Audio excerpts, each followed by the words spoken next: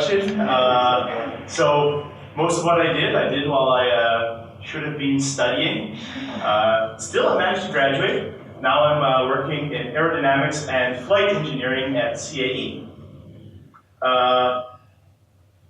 As you can see from the title, it looks like this is going to be the only rocket-specific presentation at this conference. I know they mentioned sounding rockets a little bit this morning, but there's going to be a lot more rockets in this presentation here. At this point in time, there's actually been quite a lot of activity on the student level in rocket engineering. That's what this talk is going to be about. And the first question you need to ask yourself is, what kind of rocketry competition does it take to start this kind of movement in Canada? Now, first off, rocketry competitions have been going on for quite a while. See there's a little nostalgia photo with Barack Obama. Model rocketry has been a pretty popular hobby in the United States for several decades. In fact, I believe it's been going on since 1960. As such, there are several competitions for model rocketry in the United States, the biggest of which is probably the Team America Rocketry Challenge, or TARC. They had around 100 teams participating in the Washington, D.C. area this year. But this competition, in addition to being closed to foreign teams, is also for the high school level. And the rockets they launch are never any heavier than 650 grams. That's the problem. So obviously, university students, they need heavier weights, they need higher altitudes, and they need greater speeds so they can reach a challenge that's commensurate with their abilities, or perceived abilities. As a second runner-up, we have the NASA Student Launch Competition. As you can see from the photo, there are some much bigger rockets being used in this competition. The students here are required to launch a single-stage reusable rocket carrying a payload to an altitude of around 5,000 feet. Now, again, this competition is closed to foreign teams, and plus 5,000 feet isn't that high. If you're only going 5,000 feet, you're probably not going to hit supersonic, so what's the fun in that? And that brings us to the best rocketry competition, in my opinion. The Intercollegiate Rocket Engineering Competition, which is now called the Spaceport America Cup. This 11-year-old competition requires students to launch a 4-kilogram payload to an altitude of 10,000 feet or 30,000 feet, depending on which category they choose to compete in. Even better, students participating in this competition are encouraged to develop their own propulsion systems. And the development of propulsion systems is probably one of the hardest areas in rocket engineering. So the fact that it's included in this competition sets it above the rest. Got a little glory shot from Polytechnique right there. We're repping them a bit. The competition, it used to be held in Utah. Now it's being held at Spaceport America in New Mexico. This shift also came with the further subdivision of the competition categories. So now, besides choosing between 10,000 feet and 30,000 feet altitude categories, teams can also choose between motor categories. This includes commercial off-the-shelf motors, student research and design solid motors, and student research and design solid or liquid or hybrid motors, minus there.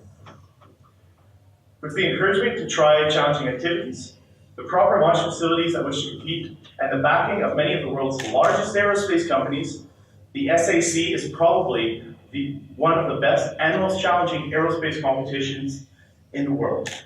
On top of that, there are about 115 teams that compete in this competition yearly. So it's probably one of the biggest. Now, of course, we're here to talk about Canada. That's the important part. Now, since Canadian teams began participating, the presence has grown considerably. The first Canadian teams to participate were Polytechnique and Waterloo, all the way back in 2011, and the numbers have only grown from there. There were 11 Canadian universities participating in 2016, and then in 2017, there were 16 Canadian universities. So the total number of Canadian rockets that flew at competition in 2017 was 22, as universities can send multiple rockets for different categories. And as of this past summer, There were more than 300 engineering students participating in the competition, and this number is expected to continue growing. So far, the Canadian teams have distinguished themselves very well in competition. For instance, in 2012, 2013, 2014, and 2015, Canadian teams were able to attain podium finishes, which is to say, first or second. Then, in 2016, Canadian teams took first, second, third, and all the way to fifth in the 10K altitude category. Yay! In addition to securing another award for technical excellence. Finally, last year in 2017, Canadian teams managed to nab 3 podium awards, as well as the first place in the Payload Challenge and 2 technical excellence and innovation awards. Now, considering the stats I just showed you about in the last slide, it's clear that Canadian teams are disproportionately represented on the podium. And that's definitely a good thing that we want to keep seeing. So, so despite these wins, there are still plenty of areas for improvement. As an unabashed patriot, I'd say the biggest problem right now is that Canadian teams aren't winning all the awards. There was a joke going around. Some people from Polytechnique were saying the reason why the competition was so subdivided is so there could be more awards than there were Canadian teams. But that actually brings up a good point, because right now the way the competition is subdivided is actually creating a disadvantage for Canadian teams. And this is in terms of propulsion development. So right now, Canadian teams face a significant disadvantage compared to American teams when it comes to developing rocket motors. Developing a solid rocket motor in Canada is close to impossible. Most of the chemicals involved are strictly prohibited, heavily controlled. And even if you're developing a hybrid or a liquid motor, it's still extremely difficult to find test sites. And again, to properly clear these tests with the relevant authorities. Obviously, the ideal situation is to have an engine test cell, but very few universities in Canada have these, and even fewer are willing to shell out cash just because students want to develop a rocket engine. This brings us to the second issue, which is flight testing. To truly know if your rocket is going to be successful in flight, you need to fly it first, beforehand. However, launching rockets with experimental engines is strictly prohibited in Canada. And in fact, even if you're flying with a commercial engine, it's still very difficult to get clearance for a 30K launch and to find sufficient area for proper recovery. And finally, the Canadian rocketry community has had little federal or provincial support. We've all seen the really great Canadian CubeSat program that has been implemented by the CSA, and it would be really nice to have something similar for rocketry. After all, the student rocketry community is at least as large, if not larger, than the student spacecraft community, and the rocketry community is representing Canada on the international stage. Now, Canadian teams have not been sitting idly by. They've been actively working to address these issues. So far, the biggest attempt to tackle these problems is taking place on the national level with a new organization. This group, which is going to be called the Canadian Rocketry Consortium, is being created with 4 main goals in mind. The first is fostering greater collaboration among Canadian rocketry teams. This doesn't just mean getting together and drinking beer. That happens enough already. This means the teams working together to improve the quality of their work. It could mean joint development of propulsion systems, but it could also mean sharing flight data to develop common validated trajectory simulators. It could also mean teams sharing technical or design data.